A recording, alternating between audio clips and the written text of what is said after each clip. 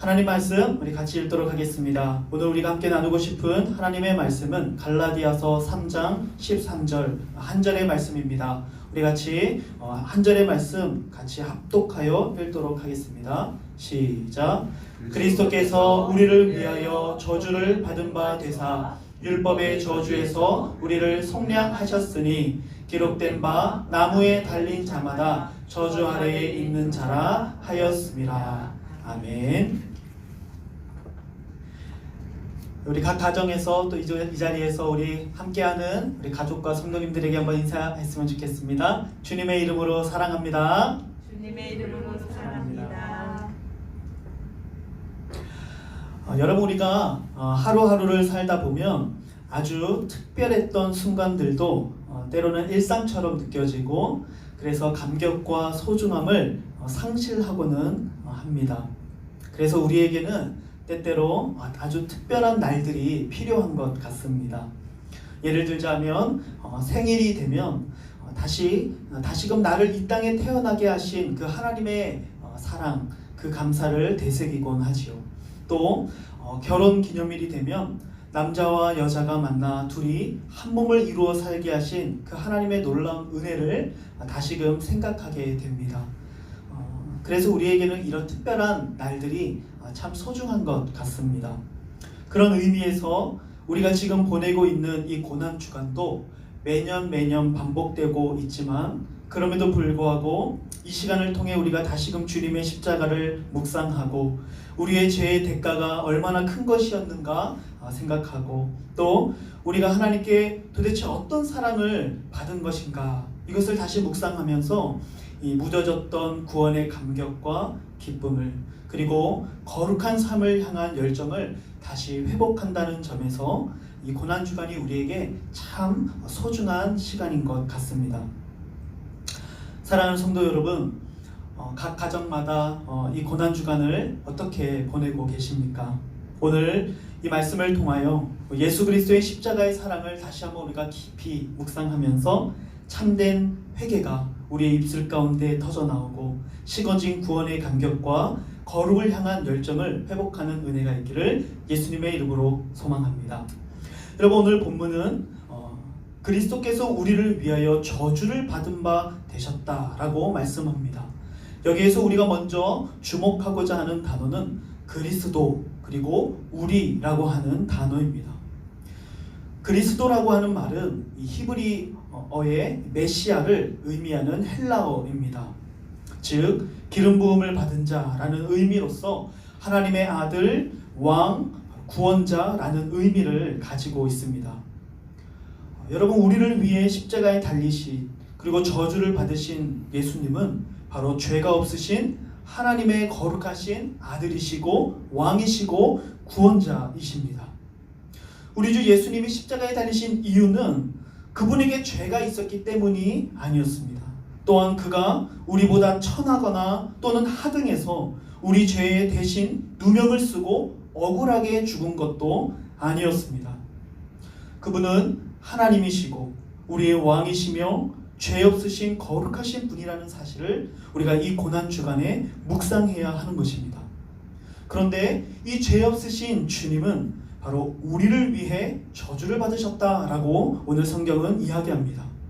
여러분, 여기에서 우리는 바로 누구를 말하는 것일까요? 로마서 5장 8절에서는 우리가 아직 죄인 되었을 때에 그리스도께서 우리를 위하여 죽으셨다라고 이야기합니다. 성경은 우리를 죄인이라고 말씀합니다. 로마서 5장 10절에서는 우리가 원수 되었을 때에 그의 아들의 죽으심으로 말미암아라고 말씀합니다. 즉 성경은 우리가 그리스도의 원수였다라고 이야기합니다. 에베소서 2장 1절에서는 그는 허물과 죄로 죽었던 너희를 살리셨도다 라고 말하며 우리가 허물과 죄로 죽은 존재였다라고 말씀합니다. 여러분, 죄 없으신 하나님의 아들 바로 그리스도 예수께서 자신의 생명으로 살리고자 하셨던 것은 다름 아닌 십자가의 원수이며 죄와 허물로 죽은 죄인이며 하나님을 대적한 원수였던 것입니다. 성경은 바로 그 원수, 그 죄인, 그 대적자가 바로 나라고 이야기하고 있는 것입니다. 여러분, 우리가 얼마나 가치 있는 존재였길래 하나님께서는 자기 아들을 우리를 대신하는 화목제물로 내어주셨단 말입니까? 여러분, 그것은 우리가 가치 있는 존재였기 때문이 아닙니다. 우리는 죄인이고 원수고 대적자였다는 사실을 기억해야 합니다. 우리는 하나님 앞에서 철저하게 무가치한 자들이었습니다. 그런데 하나님께서는 바로 이런 무가치한 자들을 위해 이 세상 가장 가치 있는 자기의 외아들 그리스도 예수를 내어주신 것입니다. 여러분, 이것이 바로 하나님의 공의와 사랑의 크기인 것입니다. 우리는 이 고난주간에 그리스도의 거룩하심과 높으심을 그리고 우리의 낮음을 묵상할 때 우리는 더욱 깊은 은혜의 바다를 경험하게 될 것입니다. 우리의 묵상 속에서 주님은 높아지시고 또한 우리는 낮아질수록 그 은혜의 깊이는 점점 더 깊어지는 것입니다. 여러분, 이 은혜의 깊이를 경험했던 아이작 와츠라고 하는 사람은 이런 찬송시를 작사했습니다. 만왕의 왕 내 주께서 왜 고초당했나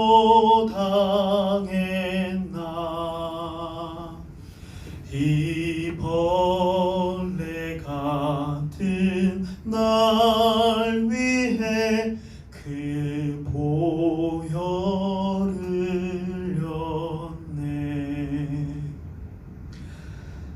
여러분, 이 아이작 와츠는 만왕의 왕 되신 그 주님의 높으심과 마치 벌레와도 같은 자신의 낮음을 묵상하며 그 보혈의 깊은 은혜를 노래하고 있는 것입니다.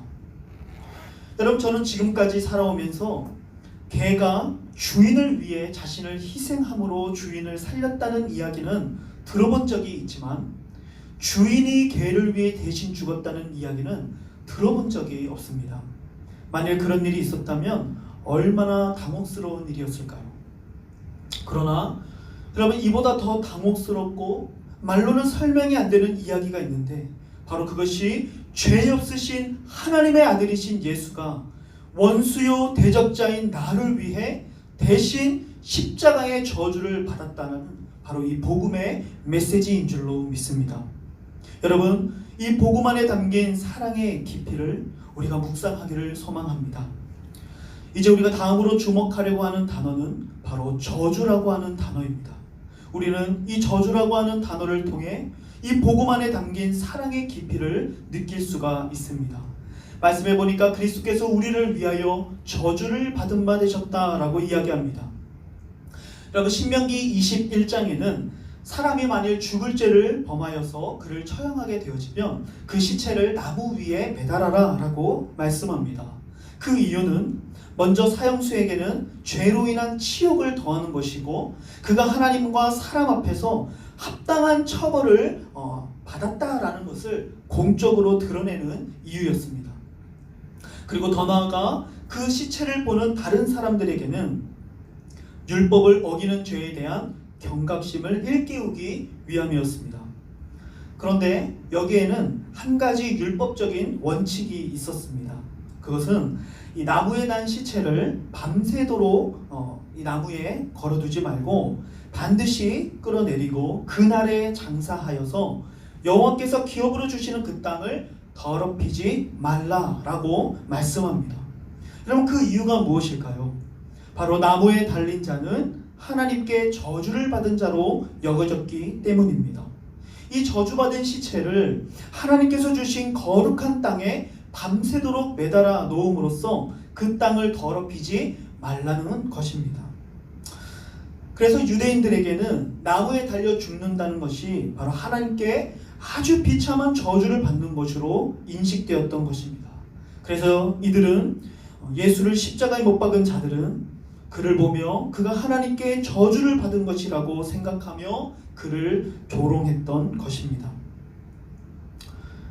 하지만 성도 여러분, 우리는 그 십자가를 보면서 예수께서 저 십자가에서 받고 있는 저 저주가 사실은 내가 받았어야 할 저주였다는 사실을 우리는 묵상할 수 있어야 합니다.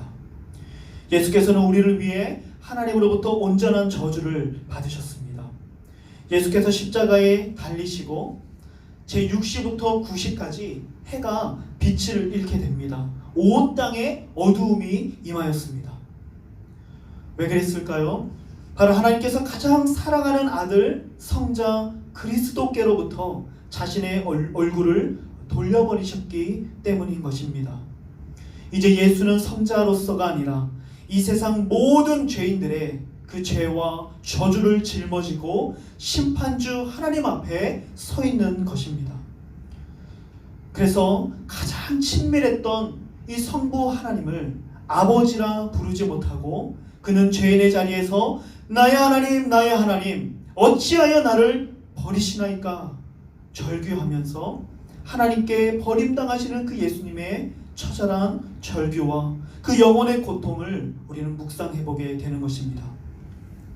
여러분, 예수께서 왜 이토록 하나님께로부터 철저하게 버림받으시고 저주를 받으신 것입니까?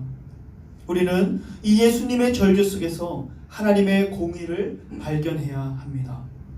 내 죄의 결과가 얼마나 처참한 것이었는지, 내 죄의 크기가 얼마나 컸길래 다른 어떠한 것도 아닌 하나님의 아들이신 죄가 없으신 예수 그리스도께서 나를 대신하여 죽어야만 했는지, 우리는 바로 그 죄에 대한 엄중한 하나님의 심판을 묵상해야 하는 것입니다. 여러분, 이 고난 주간에 우리는 이 죄의 엄중함을 묵상해야 합니다. 그리고 죄로 얼룩진 우리의 삶을 거룩한 삶으로 돌이켜야만 합니다. 여러분, 우리가 이 고난의 주간을 보내면서 죄에 머물러 있으면서 여전히 그리스도의 고난에 동참한다라고 이야기하는 것은 도리어 주님의 십자가를 모욕하는 것이며 멸시하는 것임을 우리는 기억해야 할 것입니다. 그러나 동시에 우리는 이 예수님의 절규 속에서 너무나도 깊은 하나님의 사랑을 발견하게 됩니다. 도대체 이 무가치한 자를 얼마나 사랑하셨길래 죽기까지 순종하시며 성부께서는 자기 아들을 내어주셨는지에 대한 그 사랑을 묵상할 수 있어야 하는 것입니다. 여러분, 율법의 의무는 결코 사람을 변화시킬 수 없습니다. 사람을 변화시키는 것은 바로 진정한 사랑뿐입니다.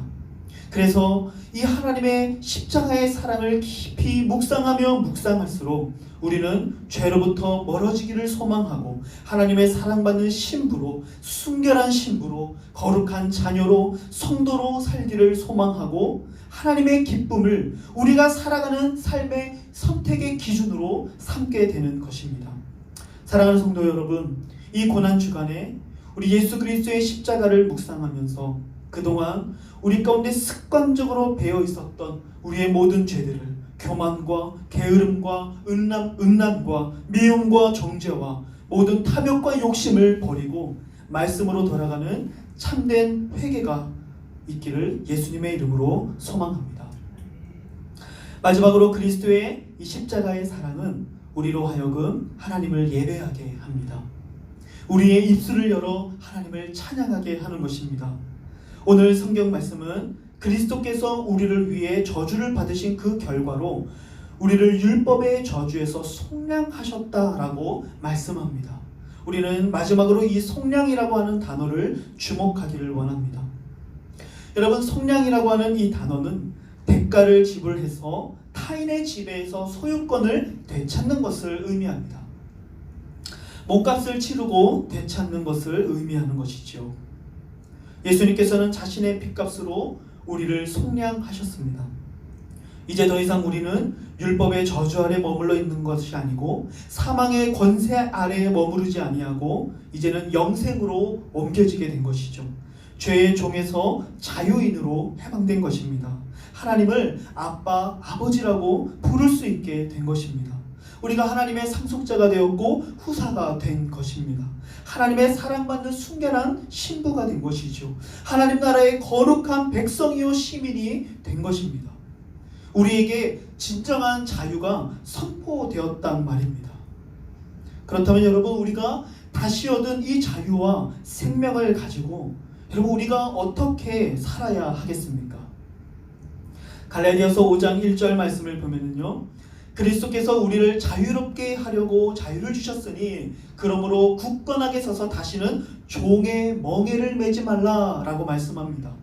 이어서 13절에서는 너희가 자유를 위하여 부르심을 입었으나 그러나 그 자유로 육체의 기회를 삼지 말고 오직 사랑으로 서로 종노릇하라고 주님은 말씀합니다. 여러분, 우리가 이 귀한 자유의 은혜를 갖고서도 다시 죄의 종노릇하며 사는 것은 마치 개가 토한 것을 다시 먹는 것과 같은 어리석은 일임을 우리가 기억해야 하는 것입니다. 우리는 이제 더 이상 죄의 종이 아니라 의의 종으로 영적 예배자의 삶으로 나아가야 하는 것입니다. 왜 그렇습니까? 주님이 우리를 대신해서 율법의 저주에서 우리를 속량하셨기 때문입니다.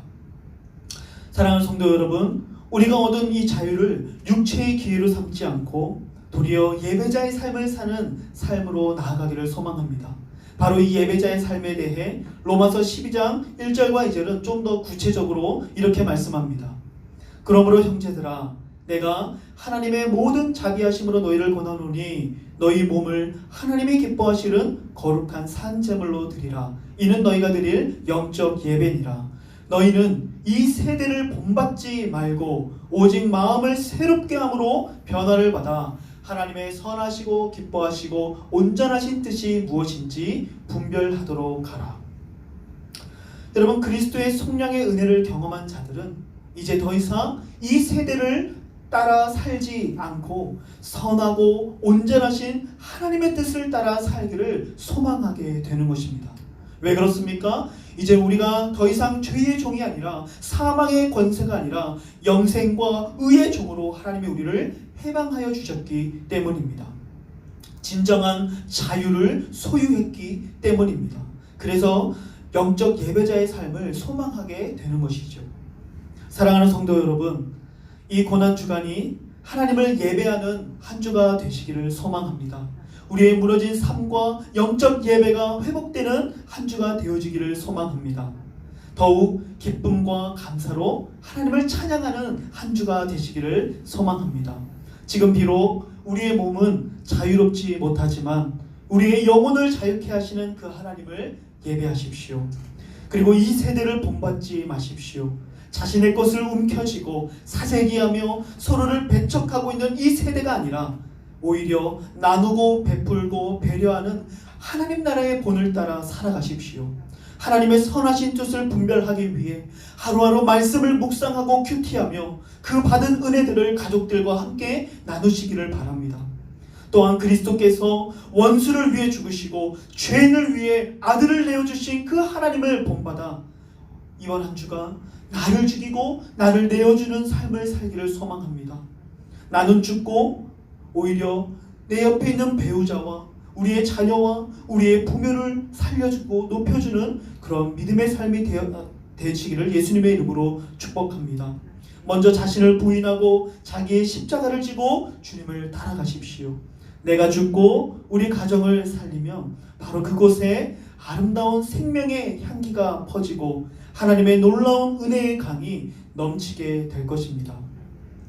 사랑하는 성도 여러분, 그래서 오늘 다시금 이 하나님의 충만한 사랑과 십자가의 은혜를 회복하는 그런 의미 있는 고난주간이 되시기를 예수님의 이름으로 축원합니다. 앞으로 이어지는 목요일과 금요일, 토요일 또 이 새벽 기도회에 참석하셔서 말씀에 큰 은혜를 받으시고 다시 한번 우리 집에 무너졌던 삶을 회복하시며 십자가의 은혜로 여러분들의 심령을 가득 채우시는 은혜가 여러분들의 삶 가운데 있기를 예수님의 이름으로 축복합니다. 아멘. 우리 이 시간에 같이 한번 함께 기도하기를 소망합니다. 오늘 말씀을 생각하며 우리 같이 기도하기를 원합니다. 우리를 위하여 십자가에 달리신 주님은 그리스도이십니다. 그분은 죄가 없으신 분이시며 거룩하신 분이시며 그분은 하나님이십니다. 그런데 그분이 죄인인 우리를 위해, 원수인 우리를 위해, 하나님을 대적한 우리를 위해 자신을 내어주셨습니다. 그분이 우리를 대신해서 모든 저주를 다 받으셨습니다. 가장 사랑받는 아버지께로부터 버림을 당하시고 그의 얼굴이 돌려짐을 주님은 당하셨습니다. 왜 그러셨습니까? 바로 우리를 모든 율법의 저주에서 우리를 속량하시기 하기 위하였음을 우리가 기억하기를 소망합니다. 이 고난주간에 우리 주님의 십자가를 다시 한번 묵상하면서 주님, 우리의 식어졌던 주님을 향한 사랑을 다시 한번 회복하게 하여 주시옵소서.